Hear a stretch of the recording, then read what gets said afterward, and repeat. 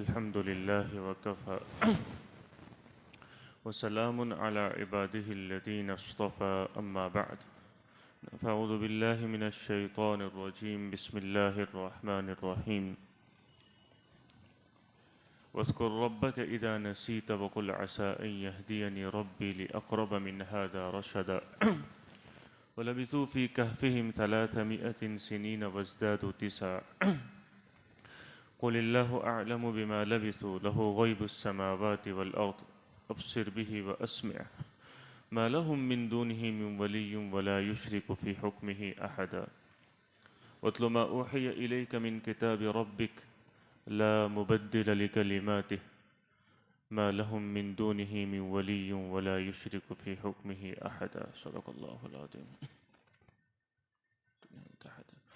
میرے محترم بھائیوں اور دوستوں، قرآن کریم کے یہ 15ویں پارے کی یہ سورت ہے سورہ کہف. اس کی تفسیر ہم سن رہے ہیں، اور اس سورت کے جو پہلے 3 رکوع ہے اس میں اللہ تعالیٰ نے اصحاب کہف یعنی وہ 7 جوان جو ایک غار میں اپنے ایمان کی حفاظت کے لیے چھپ گئے تھے اور بادشاہ کے ظلم سے بچنے کے لیے، اپنے دین کو بچانے کے لیے انہوں نے اپنا وطن چھوڑ دیا تھا اور ایک غار میں پناہ لے لی تھی. ان 7 جوانوں کا واقعہ پہلے 3 رکوع میں اللہ تعالیٰ نے بیان فرمایا ہے، اور اس سے ہم کو کیا سبق ملتا ہے، کیا سیکھنے ملتا ہے، وہ ساری باتیں ہم نے الحمدللہ سنی. آگے کا جو رکوع ہے وہ گزشتہ مجلس میں شروع ہوا تھا، جس رکوع کے شروع میں اللہ تعالیٰ نے اللہ کے نبی صلی اللہ علیہ وسلم کو یہ حکم فرمایا تھا کہ اب آئندہ وَلَا تَقُولَنَّ لِشَيْءٍ، آئندہ اب کوئی کام کرنے کا آپ ارادہ کرے تو صرف یوں نہ کہے کہ میں یہ کروں گا، بلکہ ساتھ میں انشاءاللہ بھی ملا دے. اللہ کے نام کو ساتھ لے لے، اس کی برکتیں ساتھ لے لے، تو انشاءاللہ نتیجہ اچھا نکلے گا. آگے کی آیت جو تھی اس پر بھی کچھ بات ہوئی تھی، وَاذْكُرْ رَبَّكَ إِذَا نَسِيتَ. اللہ تعالیٰ اپنے نبی صلی اللہ علیہ وسلم سے کہہ رہا ہے جب آپ بھول جائیں تو اللہ کو یاد کیا کرے. بندہ ہے بھول جاتا ہے، اللہ کو بھی بھول جاتا ہے، اللہ کے حکموں کو بھی بھول جاتا ہے، نماز میں بھی کچھ اس کو بھول ہو جاتی ہے، روزے میں بھول ہو جاتی ہے، اور بہت ساری چیزیں بھول جاتا ہے. یاد رکھنے کی چیزیں وہ بھول جاتا ہے. اللہ کو یاد، اللہ وہ ذات ہے جس کو یاد رکھنا ہے ہمیں. ہمارے بزرگان دین یوں کہتے ہیں، ایک ہے اللہ کو یاد کرنا اور ایک ہے اللہ کو یاد رکھنا. دونوں میں فرق ہے. ہم 5-10 منٹ تسبیح کے لیے بیٹھ گئے، یہ اللہ کو یاد کرنا ہے، اور اللہ کو یاد رکھنا یہ ہے کہ بندے کو ہر وقت اللہ کا دھیان رہے، اللہ اس کے سامنے رہے، اور اس کے دل دماغ میں یہ تصور رہے کہ اللہ مجھے دیکھ رہا ہے. تو یہ کیفیت میری بن جاوے، یہ حالت میری بن جاوے. تو جب تم بھول جاؤ اللہ کو اور اللہ کو یاد نہ رکھ سکو، تو جب یاد آ جائے اللہ کو یاد کر لیا کرو. جب آخرت کو بھول جاؤ آخرت کو یاد کر لیا کرو. تم نماز کو بھول جاؤ، جب نماز تمہیں یاد آئے نماز پوری کر لیا کرو. تم اپنے معمولات بھول جاؤ، جب تمہیں یاد آئے اپنے معمولات پورے کر لیا کرو. بڑا حکم بیان فرمائے. ایک حکم سے کتنے مطلب نکل جاتے ہیں.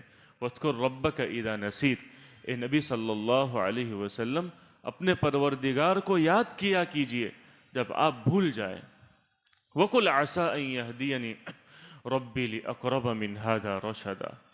اور اپنے نبی صلی اللہ علیہ وسلم سے کہا جا رہا ہے کہ آپ کہہ دیجئے ان لوگوں سے کہ مجھے اس بات کی امید ہے کہ اللہ مجھے اس سے بہتر چیز کی رہنمائی کرے گا. تمہاری ڈیمانڈ پر اللہ تعالیٰ نے سورہ کہف اتاری، اور تم نے یہ ڈیمانڈ کی تھی کہ اصحاب کہف کون تھے، اس کا کیا واقعات ہے. حالانکہ اس موقع پر نہ تم موجود تھے نہ میں موجود تھا، کوئی موجود نہیں تھا، ہم میں سے کوئی موجود نہیں تھا. اللہ موجود تھا، اللہ جانتا تھا. اللہ نے یہ آیتیں اتاری جس سے اللہ کے نبی صلی اللہ علیہ وسلم کی نبوت کی اور آپ کے سچے ہونے کی دلیل نکلتی ہے کہ پچھلے زمانوں کے واقعات اللہ نے بیان فرمائے جو کوئی جانتا نہیں تھا ہمارے سبق کے لیے، ہماری رہبری کے لیے. اور وہ لوگ کچھ نہ کچھ جانتے تھے کہ کچھ ایسے لوگ آئے تھے لیکن ڈیٹیل نہیں جانتے تھے. اللہ نے ڈیٹیل کے ساتھ اتار دیا. تو اللہ نے ایک یہ نشانی میری اتاری، اور آگے مجھے اللہ کی ذات سے امید ہے کہ اور بڑی بڑی نشانیاں اللہ ظاہر کرے گا میری نبوت کے لیے، میری سچائی کے لیے. بس تم انتظار کرو. جس کے دل میں اگر سچی طلب ہوگی نا وہ بات مان لے گا، اور جس کے دل میں بس انانیت ہے، ضد ہے، حسد ہے، دشمنی ہے، وہ حق کی طرف آنا ہی نہیں چاہتا ہے، حق بات کو سمجھنا قبول کرنا ہی نہیں چاہتا ہے، تو پھر اس کے سامنے ڈھیر ساری باتیں لا کر رکھ دی جاوے لیکن بات دلوں میں اترنے والی نہیں ہے. تو ان لوگوں سے کہا جا رہا ہے کہ آپ ان لوگوں سے کہہ دیجئے، اللہ کے نبی صلی اللہ علیہ وسلم سے کہا جا رہا ہے کہ آپ ان لوگوں سے کہہ دیجئے، ایک اللہ نے نشانی بتائی، آگے اللہ مجھے اور رہنمائی کرے گا اور میری رہبری کرے گا. وَقُلْ عَسَىٰ أَن يَهْدِيَنِي رَبِّي لِأَقْرَبَ مِنْ هَٰذَا رَشَدًا، اور مجھے چلنے کا راستہ بتائے گا. یہ بہت جامع دعا ہے. ایک تو اس کا مطلب یہ نکلتا ہے عَسَىٰ أَن يَهْدِيَنِي رَبِّي لِأَقْرَبَ مِنْ هَٰذَا رَشَدًا. اس کا تم جو ڈکشنری کا ترجمہ دیکھیں گے نا تو یہ ہوگا کہ مجھے اپنے رب سے امید ہے کہ وہ مجھے آگے بہترین راستہ دکھائے گا. آدمی دنیا کے بہت سارے کاموں میں کنفیوژن کا شکار ہو جاتا ہے. اس کو سمجھ نہیں آتا یہ کام کروں گا ریزلٹ کیسا آئے گا، نتیجہ کیسا نکلے گا، کام بنے گا یا کام بگڑ جائے گا، پیسہ بنے گا یا پیسہ ڈوب جائے گا. اس موقع پر بندہ اگر اس طرح کی دعائیں پڑھ لے جس میں اللہ سے امید ظاہر کی جاتی ہے کہ مجھے اپنے رب سے امید ہے وہ میری آگے رہبری کرے گا، مجھے آگے راستہ بتائے گا، مجھے آگے صحیح کام سجھائے گا، نقصان سے مجھے بچائے گا، نفع والی شکل میرے سامنے لا کے کھڑا کر دے گا. یہ اس طرح کی دعاؤں سے ہم کو رہبری ملتی ہے کہ اللہ سے مانگنا کیسے چاہیے اور اللہ سے کیسی امیدیں لگانی چاہیے.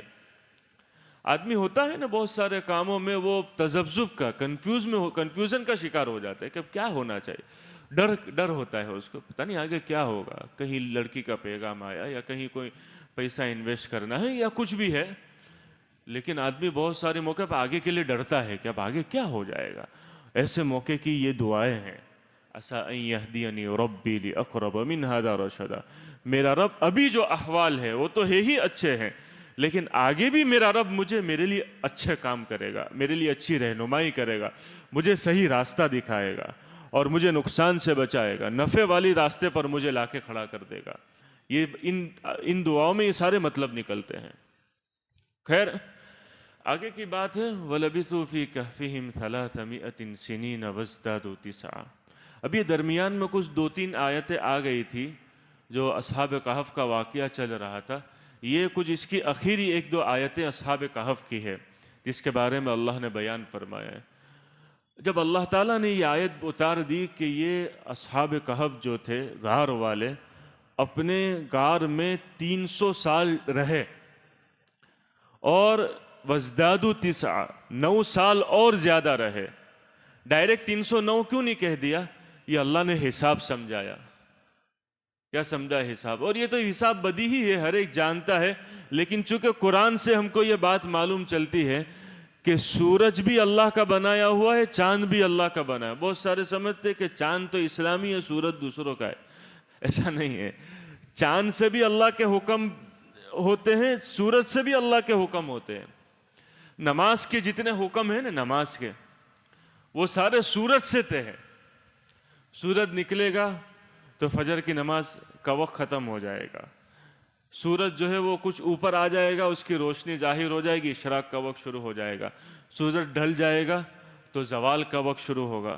والشمس والقمر بحسبان، اللہ قرآن میں کہتا ہے چاند سورج سب ہم نے ایک اندازے سے چلائے، اس کا ایک حساب لگایا ہے. پھر سورج جو ہے وہ ہر چیز کا سایہ 2 مثل کے برابر ہو جائے گا تو عصر کا وقت شروع ہو جائے گا. سورج غروب ہو جائے گا، مغرب کا وقت ختم ہو کے مغرب کا وقت شروع ہو جائے گا. تو یہ نظام کیسے چلتا ہے؟ سورج سے چلتا ہے. اور آپ یہ دیکھو کہ روزے کا نظام چلتا ہے وہ چاند سے چلتا ہے کہ چاند دیکھو رمضان کا تو روزہ رکھو، ایک دوسرا عید شوال کا چاند دیکھ لو تو روزہ چھوڑ دو، عید الاضحیٰ دیکھو تو چاند سے چلتی ہے، 10 ذی الحجہ ہے، تو چاند بھی ہے سورج بھی ہے، یہ دونوں اللہ کی مخلوق ہے، اور اللہ تعالیٰ نے احکام دونوں پر رکھے ہیں، ایسا نہیں کہ صرف چاند پر رکھے ہیں، سورج بھی اللہ کی بنائی ہوئی مخلوق، اس لیے جو مہینے سورج سے چلتے ہیں جنوری، فیبروری، مارچ، وہ بھی اللہ ہی کے بنائے ہوئے مہینے ہیں، اور جو مہینے چاند سے چلتے ہیں محرم، صفر، ربیع الاول، ربیع الآخر، یہ بھی اللہ ہی کے بنائے ہوئے ہیں۔ یہ کس کے بنائے ہوئے؟ کوئی انسانوں کے بنائے ہوئے مہینے نہیں، یہ نظام اللہ کا چلا ہوا ہے کہ وہ بھی 12 مہینے، یہ بھی 12 مہینے، ہاں لیکن اتنا ہے کہ دونوں میں 10 دن کا فرق ہے، وہ 365 دن میں سال ختم ہوتا ہے، چاند سے جو چلتے ہیں وہ 355 دن کے قریب جو ہے سال ختم ہو جاتا ہے، اس لیے جو ہے وہ ہر 100 سال میں جہاں سورج سے جو سال چلتے ہیں وہ 100 سال جب پورے ہوں گے تو چاند سے 103 سال ہوں گے، لہٰذا جب 300 سال ہوں گے تو یہ 309 سال ہو جائیں گے چاند سے چلنے والے، اس لیے اللہ نے یوں کہا وَلَبِثُوا فِي كَهْفِهِمْ 300 سِنِينَ وَازْدَادُوا 300 سال اس میں ٹھہرے اور 9 سال اور، تاکہ یہ نظام سمجھا دیا ہم جو آپ کو کہ دونوں اللہ کے چلائے ہوئے مہینے ہیں۔ تم اگر جو ہے وہ جنوری فیبروری سے حساب لگاتے ہو تو بھی ٹھیک ہے، تم اگر محرم صفر سے حساب لگاتے ہو تو بھی ٹھیک ہے، سمجھ میں آئے؟ تو یہ خیر بہرحال وَازْدَادُوا قُلِ اللَّهُ أَعْلَمُ بِمَا لَبِثُوا، جب یہ بات کھل کر ان لوگوں کے سامنے آ گئی کہ 309 سال تک وہ غار میں رہے، اب یہود تھے، نصارہ تھے، ان کو اپنی بھی چلانی تھی، تو آ کے اللہ کے نبی صلی اللہ علیہ وسلم کے پاس آ کے نئی باتیں کر دیتے، جس کو ہم کہتے پین مارتے تھے، ایسا تھوڑی ہوتا ہے، 309 سال نہیں 200 سال رہے، کوئی کہتا تھا 400 سال رہے، یعنی اپنی اپنی سب ہانکتے تھے، حالانکہ ان کے پاس کوئی دلیل، بس ایسے جیسے بعض لوگوں کی عادت ہوتی ہے نا سوالات کرنے کی، پریشان کرنے کے لیے، بھائی ہم کو خبر ہے لیکن مفتی صاحب تم کو آتا ہے کہ نہیں، ہم پوچھنے آتے ہیں، تم کو بھی خبر ہے کہ نہیں، ہم کو تو خبر ہی ہم تو بہت جانتے ہیں، لیکن تم کو بھی کچھ خبر وبر ہے کہ نہیں دنیا میں کیا چلتا ہے، اس لیے تم کو پوچھنا ہے۔ تو یہ ایسے ہوتے ہیں کچھ لوگ، پتہ نہیں وہ اپنے آپ کو کون سا انٹلیکچوئل سمجھتے ہیں، تو وہ بھی آ کے جو ہے وہ ایسے آ کے نئی باتیں کرتے تھے، کوئی کہتا تھا ایسا ہے، ہم نے وہاں پڑھا ہے تو وہاں اتنے سال تھے، اب اللہ کہہ رہا ہے کہ قُلِ اللَّهُ أَعْلَمُ بِمَا لَبِثُوا، یہ ساری باتیں بحث کر کے کوئی مطلب نہیں ہے، آ کے تم اپنے نبی کو پریشان کر رہے ہو، اللہ جانتے ہیں وہ کتنا ٹھہرے، لَهُ غَيْبُ السَّمَاوَاتِ وَالْأَرْضِ، زمین اور آسمان کی پوشیدہ چیزوں کو وہ جانتا ہے، جس وقت وہ دنیا میں زندہ تھے غار والے، اور جس وقت یہ واقعہ پیش آئے تم نہیں تھے، اللہ موجود تھا، تم کو کیسے بتا؟ اللہ موجود تھا، اللہ نے بتا دیا، بس بات وہ پکی ہے، ہمارا ایمان غیب پر ہے، ہم نے نہ اللہ کو دیکھا ہے، نہ اللہ کے نبی کو دیکھا ہے، نہ قرآن اترتے دیکھا ہے، جو اللہ نے کہہ دیا ہم نے مان لیا، یہی تو اصل ایمان ہے، الذین یؤمنون بالغیب، غیب کے معنی آتے بن دیکھے مان لینا۔ اگر آج جنت سب کے سامنے لا دی جاوے، جہنم سب کے سامنے رکھ دی جاوے، تو کوئی دنیا میں کافر رہے گا؟ اگر اللہ جنت بتا دے سب کو، اللہ جہنم سب کو بتا دے، تو دنیا میں کوئی کافر، یہی تو امتحان ہے۔ اگر اللہ، جیسے کتنے لوگ یوں کہتے ہیں نا کہ اللہ دکھتا نہیں ہے، بھائی کیوں دکھے گا وہ؟ اگر اللہ دکھ جاوے تو دنیا میں کوئی کافر رہے گا؟ اگر اللہ دکھ جاوے تو دنیا میں کوئی کافر، تو امتحان کا کوئی مطلب نہیں ہے، دنیا کی سسٹم ہی ختم ہو جائے گی، کوئی کافر نہیں رہے گا جب سارا بن دیکھا جو ہے وہ مشاہدے میں آ جاوے۔ ایک عجیب ایک سمجھنے کی بات، پتہ نہیں باتوں میں سے بات نکل گئی، تو ایک کتاب میں ایک بزرگ کی جو ہے نا وہ بات کسی انٹلیکچوئل آدمی سے میں نے پڑھ رہا تھا، تو وہ اللہ کا انکار کرتا تھا، اور وہ تو اللہ والے تھے، اللہ کرنے والے تھے، تو اس نے یوں پوچھا وہ انٹلیکچوئل صاحب نے کہ اللہ موجود نہیں ہے، اس لیے ہم آج جو ہے وہ ترقی کر رہے ہیں، پرانی کر رہے ہیں، یہ کر رہے ہیں، کہ دیکھو وہ سب 2 نمبر کی باتیں، کسی زمانے میں مسلمان بھی ترقی کر گئے تھے، آج مسلمانوں کے اپنے اعمال ایسے ہیں، خیر، لیکن ایک بات یہ ہے کہ جو میں مان رہا ہوں، اس میں 100% فائدے میں ہوں، لیکن جو تو مان رہا ہے اس میں تو 100% نقصان میں۔ کیا کیسے؟ کہا کہ اگر میں مان رہا ہوں کہ اللہ موجود ہے، اللہ ہے، لیکن یہ بات تو کب پتہ چلے گی؟ جب تیری بھی آنکھ بند ہوگی، میری بھی آنکھ بند ہوگی، معاملہ تو تبھی سامنے آئے گا کہ کیا ہے، کیا حقیقت ہے۔ اگر دونوں کی آنکھیں بند کرنے کے بعد یہ بات دونوں کو سامنے آ گئی کہ اللہ ہے، جنت ہے جہنم ہے، تو فائدے میں کون رہا؟ فائدے میں میں رہا۔ تو نہیں مانتا تھا تو نقصان میں چلا گیا، میں فائدے میں رہا، بزرگ کہتے ہیں۔ اور اگر ہم دونوں کی آنکھیں بند ہوئی اور دونوں کے سامنے یہ بات آ گئی کہ اللہ نہیں ہے، نہ جنت ہے نہ جہنم، کچھ نہیں ہے، تو میرا کوئی نقصان نہیں، تو جو تھا وہ ہو گیا، تو جو تھا وہ، اور مجھے بھی کوئی نقصان نہیں ہوا۔ سمجھ میں آئی میری بات؟ کہنے کا کیا خلاصہ ہے کہ اگر سمجھو اللہ نہیں ہے تو نہیں ہے، تو بات ختم ہو گئی۔ تو بھی نہیں مانتا تھا اور میں تو مانتا تھا، لیکن جو ہے وہ بات تو، چیپٹر تو کلوز ہو گیا نا، مر کر مٹی ہو گئے، پانی میں ڈال کے بہہ گئے، ختم ہو گئے۔ تو میں تو دونوں میں فائدے میں رہا، لیکن تو جو ہے وہ ہمیشہ کیا رہے گا؟ نقصان میں رہے گا۔ تو خیر بہرحال، لہو غیب السماوات والارض، اللہ ہی کے پاس زمین اور آسمان کی چھپی ہوئی باتیں ہیں۔ اسمع بہم و ابصر، کیا خوب وہ اپنے بندوں کی باتوں کو سننے والا ہے، وہی اپنی بندوں کی باتوں کو کاموں کو دیکھنے والا ہے۔ اسمع بہم، اس کے معنی ہے اللہ اپنے بندوں کی باتوں کو خوب سننے والا ہے۔ وہ ابصر، وہ اپنے بندوں کی باتوں کو دیکھنے والا ہے۔ کتابوں میں لکھا ہے کہ حضرت موسیٰ علیہ السلام کو جب نبی بنایا گیا تو وہ اپنے گھر والوں کے لیے فکر مند ہو گئے، یار ان کو کون کھلائے گا، کیا ہوگا ان کا، کیسے کھلاؤں گا، کیا کروں گا، ان کی ضرورتیں کیسے پوری کروں گا۔ تو اللہ تعالیٰ نے کہا کہ موسیٰ، یہ پتھر ہے نا، ایک چٹان ہے، ایک پتھر ہے، اس کے اوپر عصا مارو، اس کے اوپر عصا مارو، اس کے 2 ٹکڑے ہو گئے، کہ ایک اور پتھر اس میں نکلا، اس کے اوپر پھر عصا مارو، وہ پھر مارا تو پھر اس کے 2 ٹکڑے ہو گئے، کہ اس کے اوپر پھر مارو، پھر تیسری مرتبہ اس کے اوپر لاٹھی لگائی تو اس میں ایک چھوٹی سی چیونٹی نکلی، اور اس کے منہ میں ایک چھوٹا سا کوئی چیز، کھانے کی چیز تھی۔ جیسے ہم دیکھتے ہیں نا، کبھی آپ کیڑیوں کی لائن دیکھنا تو وہ چھوٹی سے چھوٹی چیز بھی اٹھا کے لے جاتے ہیں۔ تو اللہ تعالیٰ نے اس کیڑی کو بولنے کی طاقت دی، وہ تو بولنے اللہ ہی جانتا ہے اس کی زبان۔ موسیٰ علیہ السلام کو جانور کی زبان سننے کی طاقت دی اس موقع پر، کہ یہ کیا کہہ رہی ہے تم سنو کیڑی۔ تو وہ کیڑی یوں کہہ رہی تھی، سبحان من یرانی